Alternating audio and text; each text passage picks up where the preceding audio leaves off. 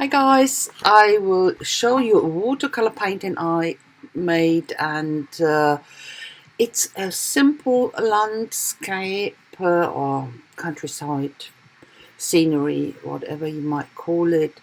And to me, it was about the sentence I put on. It's part of a poem, and this card goes to a really dear friend, and it is, I think, an important sentence to her. So, and she definitely knows what I mean by that, but that's a different thing. So, as I said, some trees, a bit of a scenery, and that's it. And I want to put the sentence right into the middle, but that is something I will do later. And I will show you a little trick how you can find out when you want to place something, that if it looks good where you want to place it, and this little trick. So, hallo ihr Lieben, ich werde euch heute diese kleine Aquarellmalerei zeigen. Das ist jetzt nicht unbedingt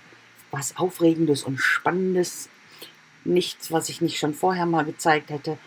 Es geht letztendlich um die Verbindung mit dem Satz, den ich dazu packe, der aus einem Gedicht ist.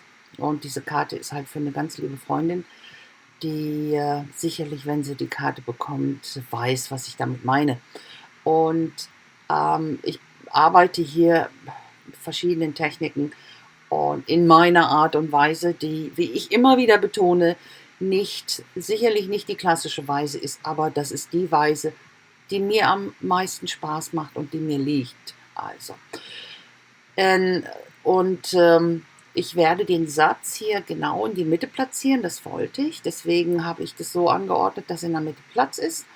Und ich werde euch einen kleinen Trick zeigen, wie man rausfindet am besten, ohne dass man seine Zeichnung versaut oder sein Stück, wie man rausfinden kann, ob das gut aussieht, da wo man es platzieren will oder nicht.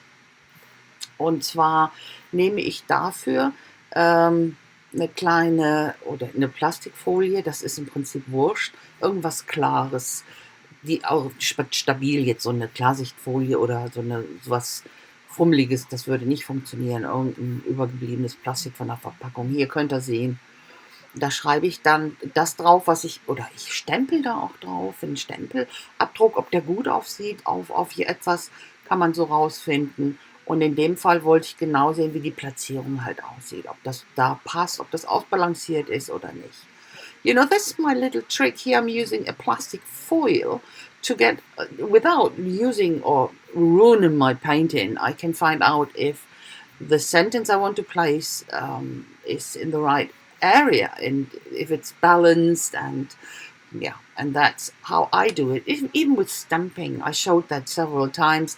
I stamp on plastic foil and then I will have a look if it looks nice or not. So, simple trick, very simple, and you can reuse the plastic every time I clean it with alcohol. So, doesn't matter which stamping ink you use when you try it with stamps and so on. And the sentence actually is from a German poem, and I love it so much. It's from the last verse. I took this one, and it means, in die Mulde meiner Stummheit leg ein Wort. That means place a word into the hollow, that's something, yeah, of my wordlessness. And I'm using this wordlessness because it has nothing to do with being speechless or mute. It has something to do with being, yeah, short of words, or haven't got words for what you want to say. And this place it into this hollow means that you seed a